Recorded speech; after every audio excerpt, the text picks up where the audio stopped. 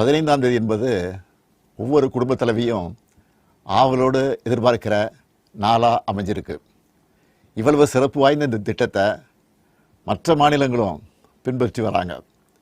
இந்த உரிமை தொகையை மேம்படுத்தணும்னு நாம் செயல்பட்டு வந்தால் அதுக்கு எதிராக டெல்லியில் இருக்கக்கூடிய ஒரு கூட்டமும் தமிழ்நாட்டில் அவங்களுக்கு அடிமையாக இருக்கக்கூடிய இன்னொரு கூட்டமும் எதிர்வரும் சட்டமன்ற தேர்தலை காரணம் காட்டி அடுத்த 3 மாதத்துக்கு இந்த மகளிர் உரிமை தொகையை நிறுத்த சூழ்ச்சி செய்கிறதா தகவல் வருது.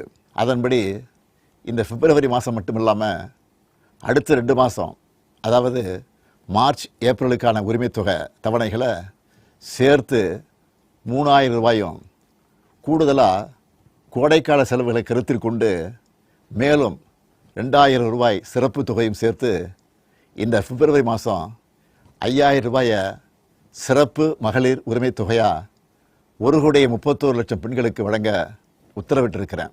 திராவிட முன்னேற்ற கழகத்தை பொறுத்தவரை பீகாரில் 10,000 ரூபாய் பெண்களுக்கு கொடுக்கப்பட்டது.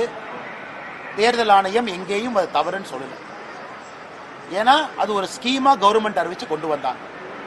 மகாராஷ்டிரால 2100 ரூபாய் நம்முடைய சகோதரிகளுக்கு கொடுக்கப்பட்டது. அதையும் தேர்தல் ஆணையம் தடுக்கல. இவங்க இன்னைக்கு சொல்லட்டும், இந்தியாவில் வேற ஏதாச்சும் ஒரு மாற்று கட்சி நண்பர்கள் மோடி அவர்கள் ஆட்சிக்கு வந்த பிறகு எங்கேயாச்சும் மத்திய அரசு தடுத்திருக்காங்களா? ஏன்னா தேர்தல் ஆணையத்தை பத்தி நாம பதில் சொல்ல முடியாது. இண்டிபெண்டன்ட் ஏஜென்சி, தேர்தல் ஆணையமும் தடுக்கல. அப்படி இருக்கும் பொழுது இவராக ஒரு புரளியை கிளப்பி, இவராக கோடை காலத்திற்கு 2000 ரூபாய் கொடுக்கணும் இவராக கிளம்பி, இதுக்கு முன்னாடி தமிழ்நாடு கோடை காலத்தில் எத்தனை பேர் இறந்திருக்கிறாங்க? அந்த கோடை காலம் ஞாபகத்துக்கு இல்லையா? 2001, 2 அந்த காலகட்டத்தை விடுங்க. 21, 22, 23, 24 எதுவுமே இல்லாம இவர் 5000 ரூபாய் கொடுப்பதற்காக கொடுங்க. பெண்களுக்கு போற எந்த பணத்தையும் யாரும் தடுக்க போவதில்லை. 1000 ரூபாய் அறிவிச்சிருக்கிறீங்க, 1000 ரூபாய் கொடுங்க. நம்முடைய கூட்டணி 2000 ரூபாய் அறிவித்திருக்கின்றோம். ஏப்ரலுக்கு பிறகு நாங்க 2000 ரூபாய் கொடுக்கிறோம். அறிவிச்சதை கொடுங்க. ஆனா மத்திய அரசு தடுக்க போறாங்கன்னு எங்களின் மீது பொய்யை சொல்லி எதற்காக கொடுக்குறீங்க என்பதுதான் எங்களுடைய கேள்வி. அறிவிச்சதை கொடுங்க. கோடை காலத்துக்கு கொடுக்கணுமா அதையும் கொடுங்க. மக்கள் சந்தோஷமா வாங்கிக்கிட்டோம். ஆனா இந்த ஆண்டு மட்டும்தான் கோடை காலம் தெரிஞ்சதா, போன ஆண்டு தெரியலையா என்பதும் எங்களுடைய கேள்வி. கடந்த 2 மாசம் மட்டும் 9000 ரூபாய் ஒரு குடும்பத்துக்கு கொடுத்திருக்காங்க. அதாவது பாத்தீங்கன்னா பொங்கல் தொகை 3000 ரூபாய், மகளிர் உரிமை 4000 ரூபாய், இந்த மாதம் 5000 ரூபாய், கிட்டத்தட்ட 9000 ரூபாய் கொடுத்திருக்காங்க. இதுக்கான தொகை கொடுத்ததுக்கான காரணம் என்னன்னு நினைக்கிறீங்க? தேர்தல் தான் நினைக்கிறீங்க? கொடுக்கட்டுங்கன்னா, பொங்கலுக்கு மக்களுக்கு கொடுக்கணும் தவறு இல்லை, மாதம் கொடுக்கணும் தவறு இல்லை, கோடை காலத்துக்கு கொடுக்கணும் தவறு இல்லை. ஆனா திராவிட முன்னேற்ற கழகம் சொல்வது போல இந்த கோடை கால எலெக்ஷன் வர்ற கோடை காலத்துக்கு மட்டும்தான் கொடுப்போம், மற்ற கோடை காலம் கொடுக்க மாட்டோம் என்பது சொல்வதெல்லாம் அரசியல் என்பதைத்தான் மக்கள் மன்றத்தில் வைக்கிறோம். அதே நேரத்தில் நாம் புரிந்து கொள்ள வேண்டும், நாம் ஆட்சிக்கு வரும் பொழுது 2000 ரூபாய் என்று சொல்லி இருக்கின்றோம். அதையும் மக்கள் புரிந்து கொண்டிருக்கின்றார்கள். திராவிட முன்னேற்ற கழகம் கொடுத்திருக்கக்கூடிய அந்த 3000, 5000, 8000 ரூபாய் என்பது தேர்தலுக்காக மட்டும்தான் கொடுக்கிறாங்கன்னு மக்களுக்கு தெரியும். ஆனால் தேர்தல் முடிந்த பிறகு இன்னும் அதிகமாக தேசிய ஜனநாயக கூட்டணியுடைய ஆட்சியாளர்கள் கொடுப்பார்கள் என்பது மக்களுக்கு தெரியும்.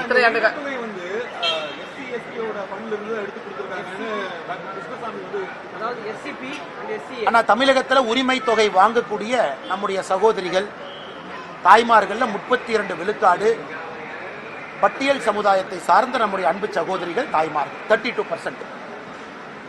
இதுல நம்ம நன்றாக புரிந்து கொள்ள வேண்டும், எஸ்சி எஸ்டி சப்ளான், அதாவது பட்டியல் சமுதாயத்திற்கு பழங்குடி இனத்திற்கு கொடுக்கக்கூடிய சப்ளான் என்பது அவங்களுடைய டெவலப்மெண்ட்டுக்காக கொடுக்கக்கூடிய தனியாக வரக்கூடிய ஒரு பட்ஜெட். அது நேரடியாக அவர்களுக்கு அவர்களுடைய வளர்ச்சிக்காக பயன்படுத்தணும். ஆனா இன்னைக்கு மாநில அரசு என்ன சொல்றாங்க, 32 விழுக்காடு இதுல எஸ்சி எஸ்டியை சார்ந்த சகோதர சகோதரிகள் இருக்கிறனால இந்த பிளான் அப்படியே டைவர்ட் பண்ணி கொடுக்கிறேன் அப்படிங்கிறது ஏற்புடையது கிடையாது. பொது பட்ஜெட்டில் இருந்து தான் நீங்க கொடுக்கக்கூடிய பணத்தை கொடுக்கணும். ஏன்னா நீங்க தேர்தல் வாக்குறுதி. எஸ்சி எஸ்டி சப்ளான் என்பது அந்த சமுதாயத்தினுடைய வளர்ச்சிக்காக, உயர்வுக்காக, அவர்களுக்கு நல்ல திட்டங்களை கொடுப்பதற்காக கொடுக்கப்பட்டது. ஆனால் ஏற்கனவே சொன்னது போல அக்கவுண்டிங் ஃப்ராட், இது அக்கவுண்டிங் ஃப்ராடுன்னு தான் சொல்லணும். மாநில அரசை பொறுத்த வரைக்கும் அக்கவுண்டிங் ஃப்ராடு பண்ணித்தான், இந்த மாயாஜாலத்தை காட்டித்தான் மக்களை ஏமாற்றி கொண்டிருக்கின்றார்கள். நாங்கள் வளர்ச்சி அடைந்துட்டோம், நாங்கள் 11% வளர்ச்சி அடைஞ்சோம். விவசாயத்தில் எவ்வளவு வந்தீங்க? 11%ல மத்திய அரசுனால, பிஎல்ஐனால எவ்வளவு, மத்திய அரசுடைய இசிஎம்எஸ் ஸ்கீம்னால எவ்வளவு, தமிழ்நாட்டுக்கு வந்திருக்கக்கூடிய மேனுஃபேக்சரிங் எத்தனை மத்திய அரசுடைய திட்டத்தை பயன்படுத்தி வந்தாங்க? எதுவுமே இல்லாம பொத்தம் பொதுவாக வெறும் வார்த்தை ஜாலங்களையும் அக்கவுண்டிங் ஃப்ராடையும் வைத்து திராவிட முன்னேற்ற கழகம் ஆட்சியில் இருக்கிறார். இந்த அங்கன்வாடி பணியாளர்களுடைய போராட்டம் தொடர்ந்து இருக்கு. தமிழக அரசு வந்து நிதி இல்லைன்னு சொல்றாங்க. இந்த கடைசி பட்ஜெட்ல இன்னொன்னு எதிர்பார்த்தோம். சென்னை மாநகரம் போராட்ட களமாக இருக்குது. அங்கன்வாடி, நம்முடைய அன்பு சகோதரிகள் அங்க இருக்கிறாங்க, சகோதரர்கள், பகுதிநேர ஆசிரியர் பெருமக்கள், செவிலியர்கள், ஒரே வேலைக்கு ஒரே ஊதியம் கொடுக்க வேண்டும் என்று போராடக்கூடிய டீச்சர்ஸ், ஆசிரியர் பெருமக்கள், இவங்க எல்லாத்துக்கும் இந்த பட்ஜெட்ல ஏதாச்சும் ஒரு விடிவு கிடைக்குமான்னு பார்த்தா, சார் திமுக ஆட்சியிலிருந்து போறாங்க, போகும்போது நல்லதுனால செய்வாங்களான்னு பார்த்தா அதையும் செய்யல. அதனால அவங்க போராட்டம் தொடர்ந்துகிட்டு தான் இருக்குங்கன்னா அது ரொம்ப ரொம்ப துக்ககரமான ஒரு விஷயம்தான்.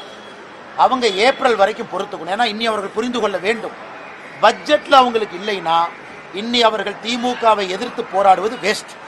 அவங்க திமுகவை ஆட்சியிலிருந்து அகற்றுவதற்காக இவங்க எல்லோரும் உடன்பட்டு செயலாற்ற வேண்டும் என்பது என்னுடைய கோரிக்கை. அதாவது பகுதி நேர ஆசிரியர் பெருமக்கள், செவிலியர்கள், நான் சொல்றது எல்லாமே, டீச்சர்ஸ்ல இருந்து எல்லாருமே, இன்னி அவர்களுக்கு அடுத்த 15 நாள் எதுவும் வரப்போறதில்லை. திமுகவை ஆட்சியிலிருந்து அகற்றி புதிய தேசிய ஜனநாயக கூட்டணி ஆட்சிக்கு வரும் பொழுது இதை செய்வார்கள் என்கின்ற நம்பிக்கை எல்லோருக்குமே இருக்கு. நாங்கள் செய்யவும் போறோம்.